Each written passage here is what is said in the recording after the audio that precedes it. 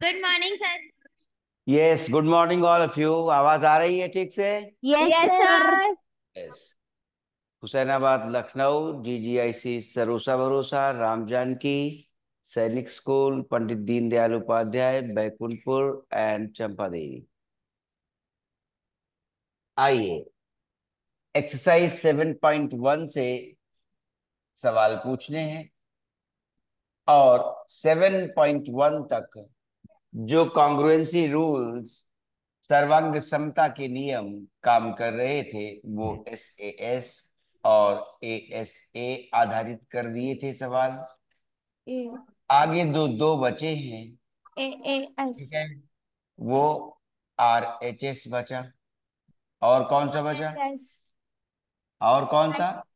ए LHS। S हाँ, वो S बचा। और इसके साथ जोड़ दिया था A A A S two angles and side. Angle side. हाँ, ठीक है।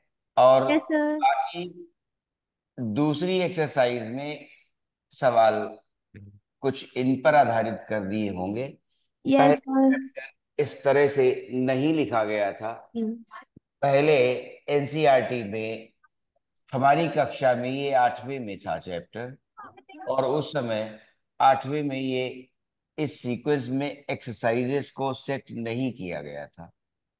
चारों रूल्स एक साथ और एक्सरसाइजेस एक साथ आई थी।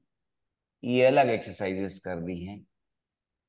अब इसी के बीच में एक एप्लीकेशन भी है, अनुप्रयोग भी है, ये भी ध्यान देना है। और सवाल इन पर भी दूसरी एक्सरसाइज में मिलेंगे, 7.2 और 7.3। लेकिन तब तक के लिए आप सवाल चुनेंगे भी 7.1 और 7.2 से। 7.2 का सवाल कोई पहले मैं खुद लिखूंगा, उसके बाद आप सवाल पूछते रहेंगे। लेकिन तब तक एक प्रमेय लिख देते हैं। और अब तक जो सीख चुके हैं, क्योंकि हम लोग चारों और पांचों कॉन्ग्रुएंसी रूल्स बार बार देख चुके, तो प्रमेय लिख रहे हैं। एक सम द्विबाहु त्रिभुज है। सम द्विबाहु त्रिभुज in which two sides are equal. Given. Yes sir. Given क्या है? गिवन है ट्राइंगल एबीसी। देखो, पहले स्टेटमेंट सुनो कि क्या है। ठीक है, ट्राइंगल एबीसी। क्योंकि आने वाले सवालों में अब इस प्रमेय का प्रयोग भी होगा कॉन्ग्रुएंसी के साथ ही साथ। गिवन ट्राइंगल एबीसी इन विच, और पहले ही पुरानी किताबों में इस थ्योरम में ये नहीं लिखा गया था कि ये आइसोसेलेस यस ट्राइंगल। सर। अब थ्योरम में लिखा है इन आइसोसेलेस ट्राइंगल। ठीक है, the angles opposite to equal sides. Angles opposite to equal sides. तो एबीसी ट्राइंगल है इन विच, तो एबीसी ट्राइंगल में अब लिखा रहता है कि वो आइसोसेलेस है। ठीक है, आइसोसेलेस। तो आइसोसेलेस जो लिखा है उस पर ध्यान देना है। अब लिखा रहता है थ्योरम में, पहले नहीं था। पहले एनी ट्राइंगल लिख दिया था। If in any triangle two sides are equal, ठीक, then the angles opposite to those sides are also equal. समद्विबाहु त्रिभुज, समद्विबाहु। अब रहता है थ्योरम में समद्विबाहु। पहले ये नाम थ्योरम में नहीं लिखा गया, वो एनी ट्राइंगल के लिए लिखी गई है। लेकिन कुछ संपादन किया जिसकी खास आवश्यकता लगती नहीं है कि ऐसा पहले कहना चाहिए। इतना काफी है। इन any triangle if two sides are equal.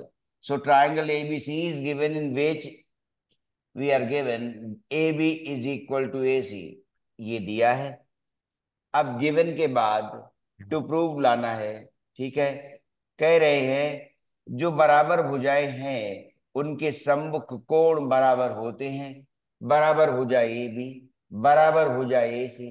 इनके सम्मुख कोण ए बी के सम्मुख सी और ए सी के सम्मुख B angle B is equal to angle C. This has to be proved. अब उसके बाद हमेशा आप देखते आए हैं रेखागणित में कि थ्योरम की प्रूविंग में कोई ना कोई कंस्ट्रक्शन आ जाता है और कंस्ट्रक्शन प्रूव है। जैसे शुरुआत में एलजेब्रा ली गई, अरिथमेटिक ली गई, √2 को इरेशनल कहा गया, तो प्रूफ बाय कॉन्ट्रडिक्शन था। ऐसे ही ज्योमेट्री में प्रारंभिक प्रूफ आप देखते हैं कि प्रूफ बाय कंस्ट्रक्शन है, तो कंस्ट्रक्शन लिखा जाए।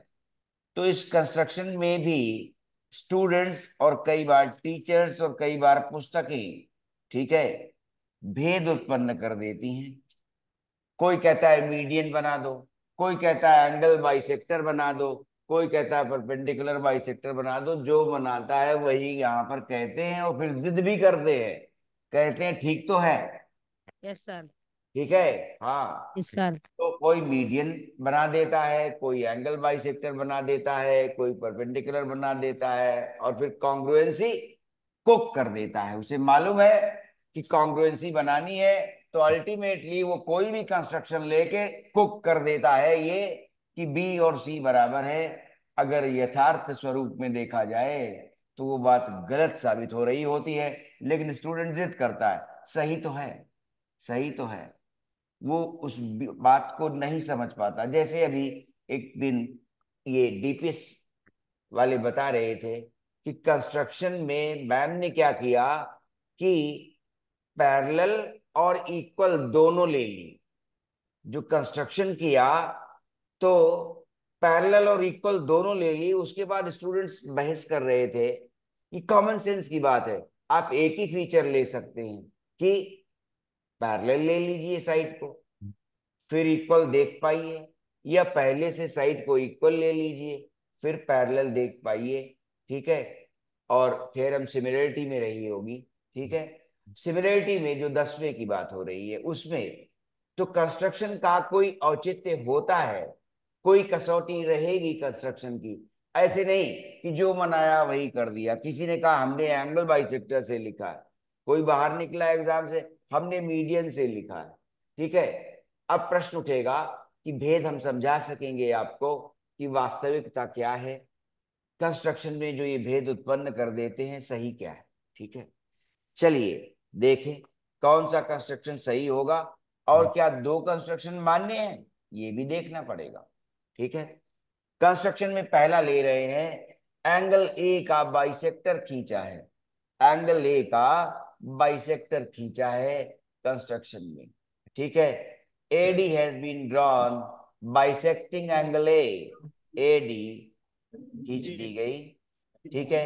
AD to bisect, draw AD to bisect angle A, bisect angle. Angle A को बाइसेक्ट करने वाली एक रेखा एडी। ठीक है।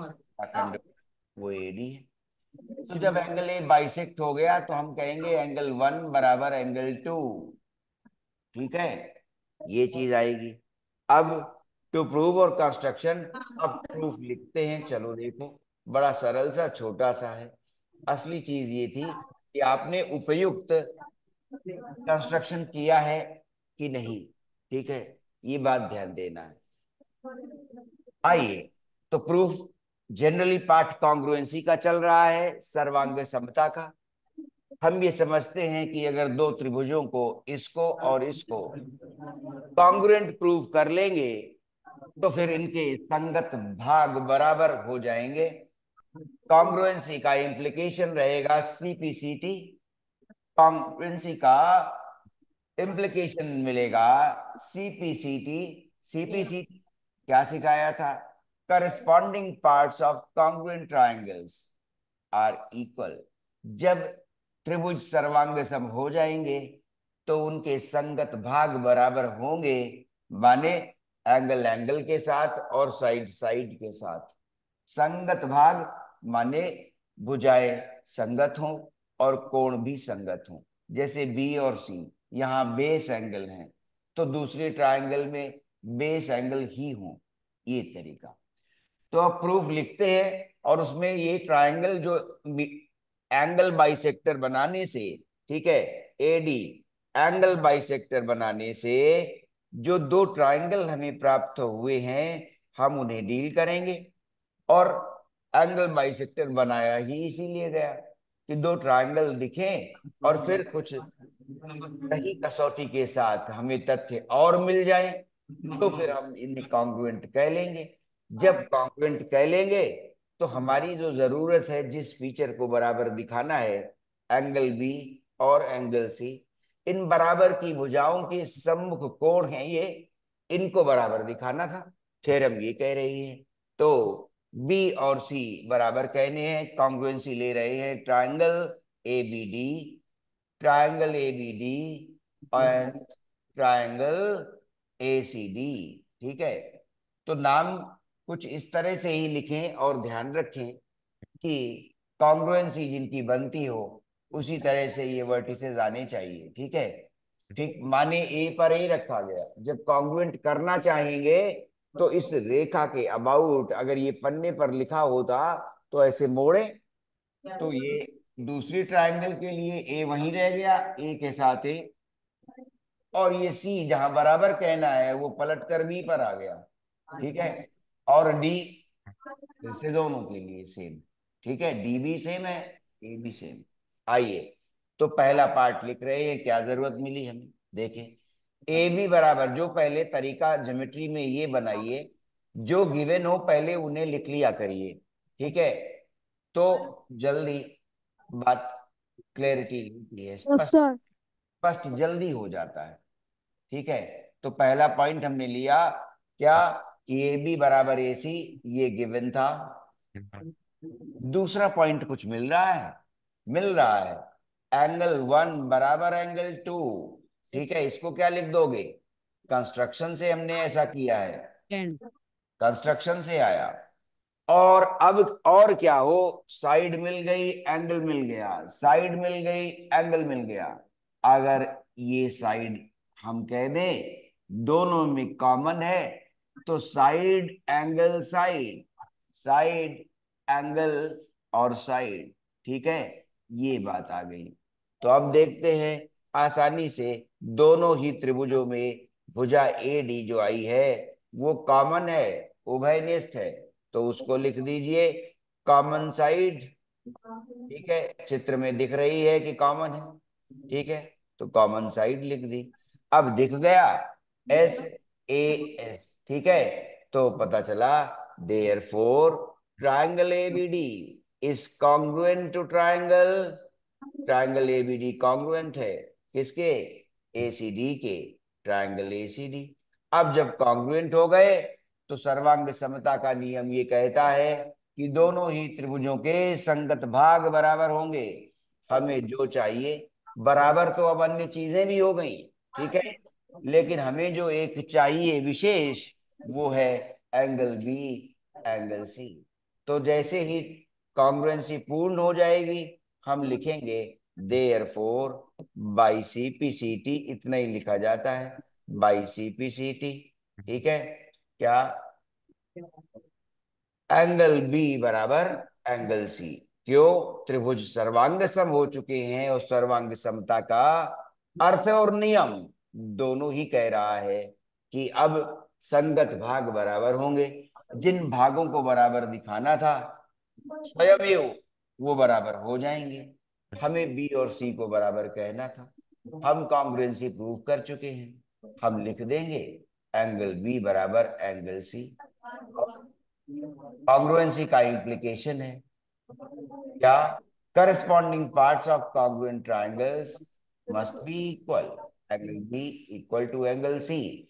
थ्योरम का कन्वर्स भी ट्रू है। तो प्रमेय ये कहती है क्या, इफ इन एनी ट्रायंगल, ठीक है, और यू मे से that isosceles, in isosceles triangles the angles opposite to equal sides, in isosceles triangle the angles opposite to equal sides are always equal। Isosceles triangle में समद्विबाहु त्रिभुज में बराबर भुजाओं के सम्मुख कोण बराबर होते हैं। सवालों को करने के लिए बार बार थ्योरम जरूरत पड़ेगी। ठीक है, प्रमेय एक दे दी, इसका प्रतिलोम भी आएगा। ठीक है, कन्वर्स भी बनेगा। कन्वर्स ये कहता है कि समद्विबाहु त्रिभुज में, ठीक है, जो बराबर कोण हैं उनकी सम्मुख भुजाएं बराबर हुआ करती हैं। कन्वर्स भी ट्रू है। कन्वर्स में क्या है, एंगल बी बराबर एंगल सी अगर दिया हो तो उसका इम्प्लीकेशन निकलेगा कि ए बी बराबर ए सी। दोनों ही बातें ट्रू है। फिर से सुनिए, प्रमेय ये कहती है कि समद्विबाहु त्रिभुज में यदि दो भुजाएं जो बराबर हैं उनके सम्मुख कोण बराबर हुआ करते हैं।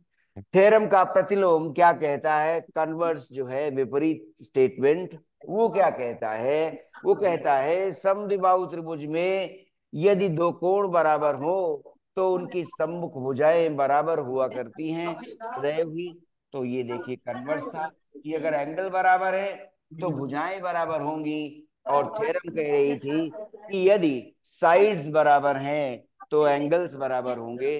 फिर से याद है, प्रमेय साइड बराबर लेकर चली, कोणों को बराबर किया। प्रमेय का कन्वर्स क्या कह रहा है, एंगल बराबर लिए गए तो साइड्स बराबर निकलेंगी। अब सवाल 7.2 की ओर भी आप चुन सकेंगे, 7.3 की ओर भी चुन सकेंगे। सवालों को चुनिए और पूछिए।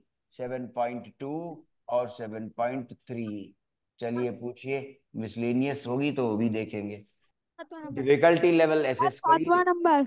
ए बी एक रेखाखंड है और पी इसका मत। 7.1 का सातवां। Yes sir. ओके, ये लिख लिया। हुआ। Yes sir. अब हम 7.1 का सातवां सवाल, आइए देखिए ध्यान से। ए भी एक रेखाखंड है, बना दिया। चित्र के साथ ही रेखा गणित का विश्लेषण करिए। ठीक है, चित्र के बिना नहीं। अब प्रश्न है, तुरंत लोग ये कह देते हैं स्टूडेंट्स कई बार, और जब चार मित्र सवाल कर रहे होते हैं, अरे किताब में बना तो है। ठीक है, किताब में बना है वो बात ठीक है, लेकिन वो किताब से बार बार कॉपी की ओर, ठीक है, और कॉपी से बार बार किताब की ओर। इसलिए कॉपी में पहले बना लीजिए, किताब रखी रह जाएगी, और एनालिसिस वहीं अपने कॉपी के पन्ने पर ज्यादा बेहतर होता है। ये सही है। तो चित्र कॉपी में बनाकर, किताब पर नहीं। ठीक है, ए भी एक रेखाखंड है और पी इसका मध्य बिंदु है। ए भी एक रेखाखंड है, अब ध्यान से सुनिएगा, और पी उसका रेखाखंड है। ठीक है, पी मध्य बिंदु है, ए बी रेखाखंड का पी मध्य बिंदु है, उल्टा बोल गया। रेखाखंड ए बी, उसका मध्य बिंदु P is the mid point. ठीक है, डी और ई रेखाखंड ए बी के एक ही ओर स्थित दो बिंदु हैं। ठीक है, ए बी के एक ही ओर माने ऊपर या नीचे, एक ही ओर ऊपर या नीचे, ये नहीं कि एक ऊपर और एक नीचे, ऐसा नहीं। ए बी के एक ही ओर दो बिंदु स्थित हैं, डी और ई। तो डी इधर दिखाया है और ई इधर दिखाया है। डी और ई रेखाखंड ए बी के एक ही ओर स्थित दो बिंदु हैं। इस प्रकार है कि एंगल बी ए डी बराबर एंगल ए बी ई। इस प्रकार है कि एंगल बी ए के बी ए डी, चलिए एंगल बी ए डी कहा जा रहा है। ये आया एंगल बी ए डी। और angle A B E, A B E, A B E यहां आएगा, ये। ठीक है, ए बी ई आवाज आ रही है, जब सवाल पूछे तो फिर सब ध्यान से देखें। ये ये दिया हुआ है एंगल बी ए डी। तो गिवन लिख लीजिए क्या था, पी मिड पॉइंट है, याद रहे, P mid point of A B. Yes sir. P पर आना था ना, वो ला रहे हैं आगे। आगे भी तो एंगल है, बात देखो तुम, हम बराबर सवाल पढ़ रहे हैं, अभी उतना ही दर्शाया। एंगल बी ए डी बराबर एंगल ए बी, और आगे पढ़ा नहीं गया है। और ई, ये बीपीए इज डीपीबी, ठीक है। तो पी बिंदु पर आ रहे हैं, अगला लिखा है। और क्या दिया है? बीपीए, बी पी, ये कंसिडर किया गया है। ईपीए, देखो ई पी ए, ईपीए अब जोड़ा जा रहा है, ठीक है। ईपीए अब जोड़ा जा रहा है, देखिए आइए। ईपी, आपको लगा कि डिस्कशन शुरू कर दिया था, तो पहले जितना हुआ था वो लिख रहा था। ईपीए, यहां पर भी एंगल बराबर है, वो अभी वहां शुरू नहीं किया था, ठीक है। आइए, ये आइए। अब उसके बाद आया है डीपीबी, डी पी और बी, ये भी जोड़े गए हैं, ठीक है। तो जो आधा पार्ट आया था उसको लेकर मैं निरूपित कर रहा था कि क्या दिया गया है। तो उस समय तुम्हें लगा कि हमने फिगर गलत कर दिया, हम आधी चीज लेकर आगे बढ़े थे कि आइए, ये एंगल भी बराबर दिया है, ठीक है। तो दूसरे पार्ट में, डीबी पहले रेखा पार्ट नहीं में है। दो चीजें और गिवन है। Angle B A D, B angle और बी बी ए डी हाँ। बराबर, रुकिए, एंगल ए बी ई, फिर चेक करिएगा। सेकंड पार्ट में और भी एंगल इक्वल दिया है, E P A, angle E P A is equal to angle D P B, angle D P B, ठीक है। E P A and D P B, ये दूसरा एंगल इक्वल है। आइए, अब पूछा जा रहा है, दर्शाइए कि, शो दैट, हाँ, डीबी रेखा नहीं है। कौन सी रेखा नहीं है? बी और ई और ए। देखो भाई फिर से, रेखा ए बी पर मध्य बिंदु पी है, ठीक है। और उसके बाद ए डी ज्वाइन किया गया है। अच्छा, कौन सी रेखा नहीं है ये देखना बी है भाई। ई ए और डीबी। बी डी, हाँ ये नहीं है। ई और, ये बात तुम्हारी सही है। अब ठीक है बोलो। यस सर, अब सही है बिल्कुल। हाँ, ई ए और बी डी ज्वाइन नहीं किए गए थे। शो दैट, हमने विश्लेषण करते वक्त आगे बढ़ा दी बात। शो दैट क्या आया? Triangle D A P, triangle D A P is congruent to triangle, पहले दिखाना है, पहला पार्ट है। Triangle D A P is congruent to triangle E B P, congruent to triangle E B P. और दो part, पहला part ये, और दूसरा पार्ट भी जो कॉन्ग्रुएंसी से अपने आप आएगा। एडी और बीई बराबर हैं, एडी और बीई बराबर हैं। आइए चलते हैं, फिर से सवाल ध्यान दें। रेखाखंड ए बी पर पी मध्य बिंदु आया, उसमें एंगल डी ए पी, ठीक है, ये वाला, ठीक। और फिर से ये ई बी पी इधर इक्वल थे, और ये एंगल जो कंसिडर किया गया डीपीबी, और फिर उसके बाद ईपीए, ये एंगल देखिए, ईपीए और डीपीबी, बीएडी और एबी, ये इक्वल थे। अब पहले ध्यान दें इसी पर, ठीक है। डी ए पी ट्रायंगल बन गया, डी ए पी, और देखिए ट्रायंगल डी ए पी, और E B P, E B P, ठीक है। तो पहली क्या जरूरत की चीज है, तो कहा था कि गिवन लिखिए, गिवन पहले लिख लिया करिए, तो क्या हो जाएगा, जल्दी स्पष्ट हो जाता है। तो एंगल वन और एंगल टू ये बराबर दिया था, एंगल वन और एंगल टू, ट्रायंगल यही है डीएपी और ईबीपी, एंगल वन और एंगल टू बराबर था। फिर देखो, उन्हीं ट्रायंगल्स में डीएपी में ये वन, ठीक है, डीएपी में एंगल वन, और फिर से ईबीपी में, ईबीपी में एंगल टू, यहां, ठीक है। ये ए और बी पर बराबर है। उसके बाद हम देखें तो ये वाला एंगल जो दिया हुआ है ये भी बराबर है। अब इसे अभी किसी ट्रायंगल में नहीं ले रहे हैं, 3 = 4 लिखेंगे, ठीक है। 3 = 4 लिख रहे हैं, उसे देखिए। ये वाला एंगल जो लिया ये गिवन है बराबर, एंगल 3 = एंगल 4। और देखो ये जो दोनों ट्रायंगल हैं उनमें दूसरा एंगल जो मिलेगा, अगर इसे ले लें तो ये 3 और ये 5वां मिलाकर पूर्ण हो जाएगा। ये एंगल 3 और 5 मिलकर ये पूरा एंगल यहाँ पूर्ण हो जाएगा। और फिर देखें 4 और 5 मिलाकर यहां पर एंगल पूर्ण हो जाएगा, ठीक है। ईबीपी में 4 और 5 मिलाकर दूसरा एंगल बन जाएगा, पूर्ण हो गया, बराबर हो जाएगा। और डीएपी में हमने पाया कि 3 और 5 मिलाकर ये एंगल दूसरा भी पूर्ण हो जाएगा। तो 3 और 4 बराबर थे एंगल, ये गिवन है, ये भी गिवन है, दोनों ही पार्ट यहाँ गिवन है।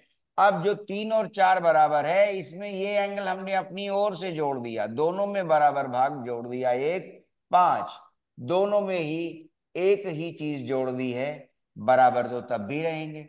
तो जब 3 और 5 जुड़ गया तो एंगल हमें यहां पर मिल गया, कौन सा, एपीडी, एंगल एपीडी। और जब 4 में 5 जोड़ दिया तो एंगल मिल गया बीपीई, ठीक है ना, एंगल बीपीई, ठीक है, इस तरह से। या पी कंसिडर किया जा रहा था, ये पूरा एंगल दूसरा मिल गया हमें बीपीई का, एंगल बीपीई। अब देखिए 2 एंगल हो गए, ठीक है। और एक एंगल 1 और 2 ये मिल गया, और दूसरा एंगल यहां मिल गया। तो हम किस तरफ बढ़ रहे हैं, 2 एंगल मिल गए हैं, अब या तो इंक्लूडेड साइड बीच में हो और या कहीं भी हो, ये भी काम कर जाएगा।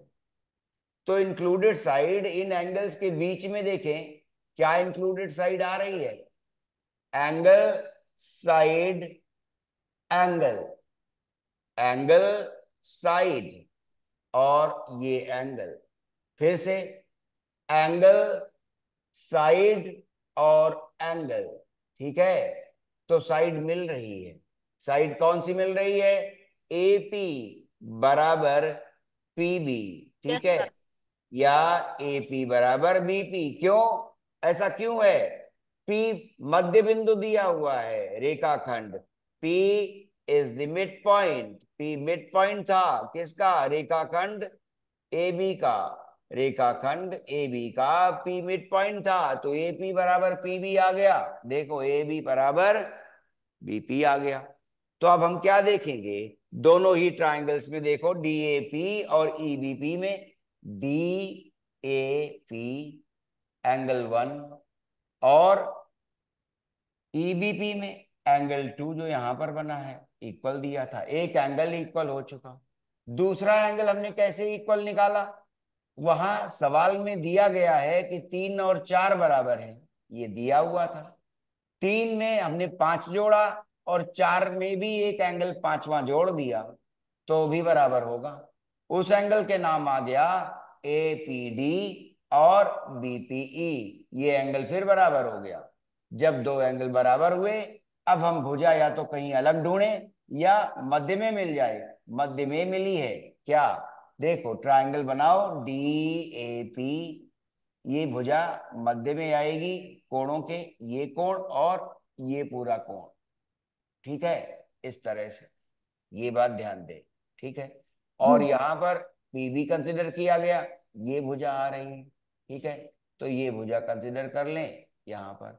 तो कोण जो बने हमारे पास वो देखें कि एपी यहाँ ऐसे आ रही है और ये एंगल पूरा का पूरा बन गया, ठीक है। और बीपी ऐसे आ रही है, ये एंगल पूरा का पूरा बन गया, ये भुजा बाहर चली गई और ये एंगल आ गया, और यहाँ पर भुजा बराबर है, यहाँ पर भुजा बराबर है, ठीक है।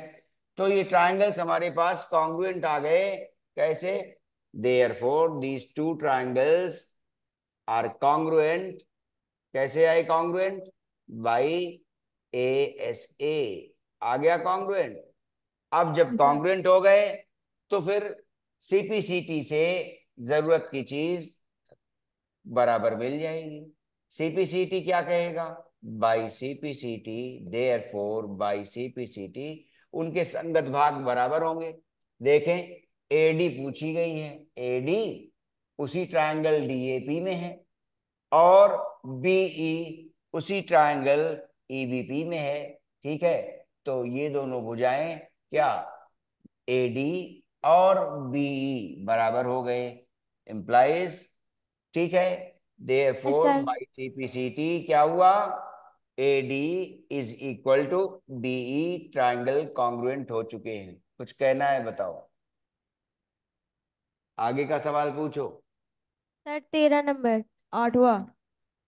आठवां किस एक्सरसाइज का और 13वां नहीं है? देखो, यहाँ जो हमारे पास किताब है, न्यू NCERT 7.1 8 सवाल लिए हैं, 7.2 8 सवाल लिए हैं, और 7.3 भी 5 या 6 सवाल लिए हैं।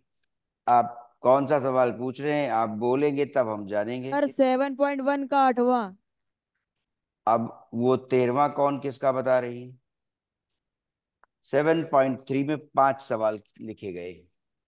अब 7.1 का 8वां देखिए, जो आप पूछ रहे हैं वही सवाल ये है। एक समकोण त्रिभुज ना, यस सर। ABC में, जी यही है सर। जिसमें कोण C समकोण है, ABC। ठीक है, देखो, अब जब हम फिगर बना लें तब बीच में कहना है। ठीक है, क्योंकि हम आधी बात कह के मेंशन करना शुरू कर सकते हैं। ठीक है, ABC। ठीक है, angle C 90 degree given, AB और C। आसानी से आएगा सवाल, बड़ा दिख रहा है। ठीक है, C कोण समकोण है, और M कर्ण AB का मध्य बिंदु है। M is the mid point on M is the midpoint on AB। ठीक है, hypotenuse triangle ACB is right angled.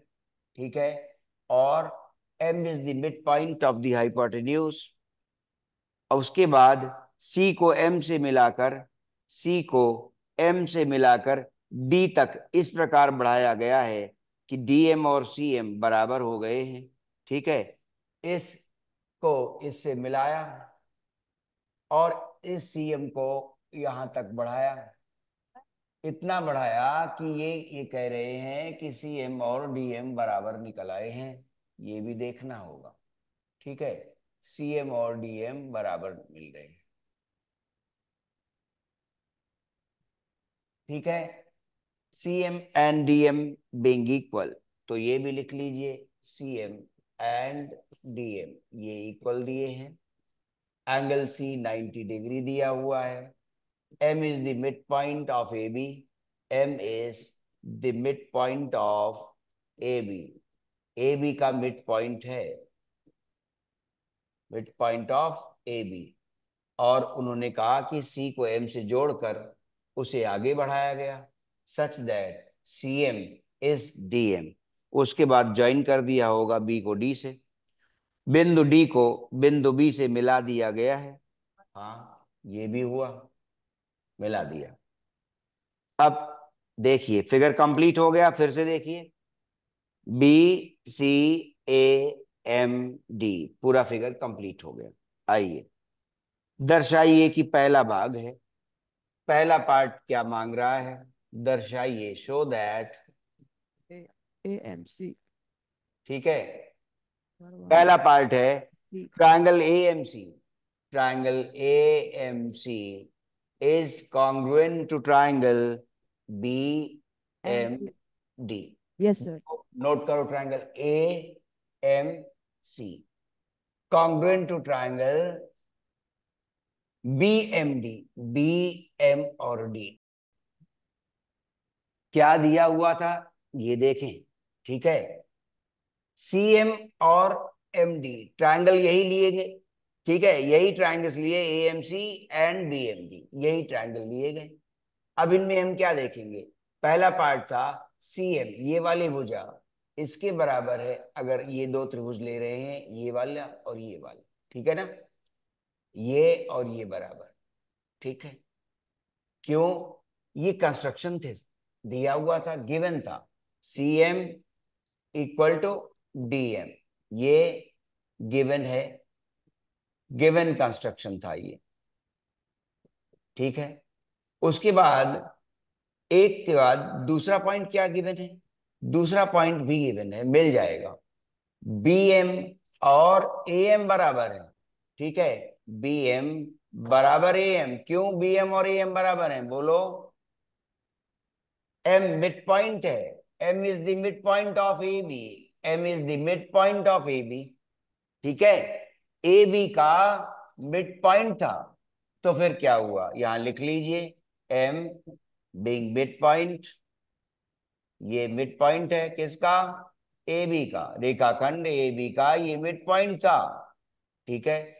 अब दो भुजाएं बराबर हो चुकी हैं, जिन त्रिभुजों को कॉन्ग्रुएंट करना है, आइए अब ये वर्टिकली अपोजिट एंगल दिख रहे हैं, ठीक है, दो भुजाएं रेखा और कोणों में पढ़ा था चैप्टर में, देखिए when two lines intersect their vertically opposite angles are equal, है ना, तो ये vertically opposite angle, angle 1 is equal to angle 2, तीसरा पार्ट, एंगल 1 इज एंगल 2, इतना ही लिखा जाता है, वर्टिकली अपोजिट एंगल्स, ठीक है, हाँ, वर्टिकली अपोजिट एंगल्स हो गए कॉन्ग्रुएंट। देखो, side angle side, side angle side, ठीक है, therefore triangle AMC is congruent to triangle BMD, ठीक है, बाई कैसा, साइड एंगल साइड से कॉन्ग्रुएंट हो गए।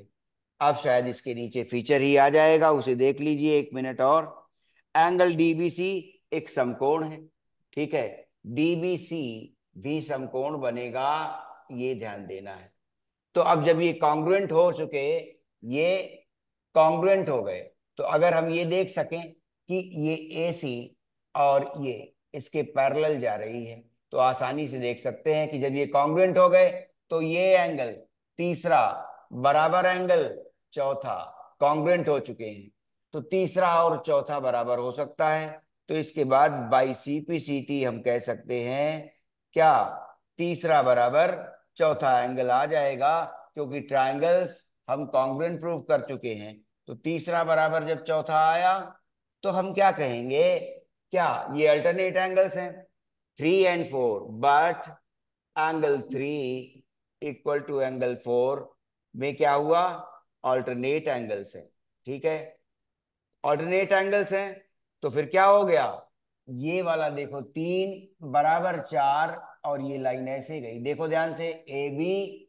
ट्रांसवर्सल सी डी, और ये ऐसे गई, तो क्या हुआ, ए बी क्या आया, A C parallel to B D, अब ये पैरेलल हो गई, तो पता क्या चला, ए सी परपेंडिकुलर थी बीसी पर, ये पैरेलल लाइन और ये line parallel, A C perpendicular है बीसी पर, as now A C given perpendicular to BC, तो जब ये पैरेलल है, एसी के पैरेलल बीडी आ रही है, ठीक है, therefore BD is perpendicular to BC, माने क्या हुआ, angle DBC, angle DBC 90 degree हो गया, ठीक है, क्लियर, यस सर। दूसरी बात आ गई, और तुरंत फिर डीबीसी और एसी भी अब आसानी से कॉन्ग्रुएंट हो जाएंगे।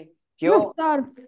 ये इक्वल हो चुकी होगी बाई सीपीसीटी, ये इक्वल भी तो हो चुकी है, ये इक्वल है और ये इक्वल है, ठीक है, ये ध्यान yes they. Sir. Yes sir. और 90 डिग्री आया है, 90 डिग्री एंगल आ गया, ये पहले से इक्वल दिया हुआ था, बेस बीसी दोनों का कॉमन है, तो फिर से साइड एंगल साइड, फिर से साइड एंगल और साइड, तो तीसरे वाले पार्ट में आपने फिर देखा, चूंकि इसे 90 कह चुके हैं और ये 90 गिवन था, और चूंकि ट्रायंगल कॉन्ग्रुएंट हो चुके, तो बाई सिटी में यहाँ पर और बात ऐड कर सकते हैं कि ए सी बराबर क्या है, बी डी भी है।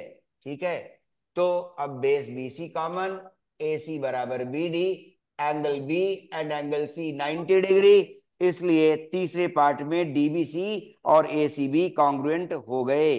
ठीक है, ये भी कॉन्ग्रुएंट हो गए। चौथा पार्ट था C M half A B के बराबर है, C M half A B के बराबर है।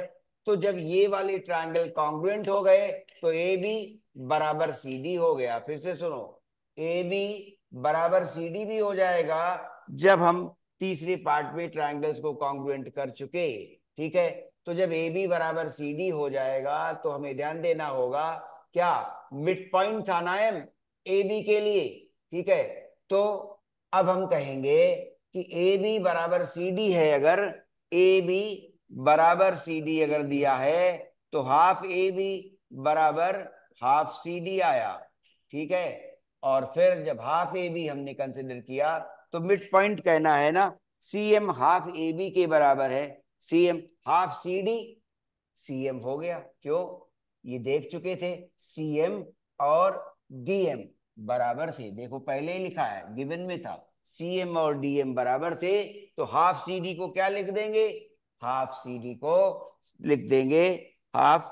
ठीक है, सी एम, ठीक है, हाफ ए बी लिखा हुआ है राइट हैंड साइड और C M left hand side, half C D, half C D is C M.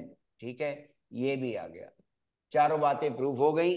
Clear, लिख लीजिए। आइए, चारों ही चीजें प्रूव हो गई। अभी कहीं कनेक्ट ना कर पाए हो तो बता दीजिएगा, ठीक है, फिर कल करेंगे, है ना। और कल फिर सवाल पूछिएगा यस सर।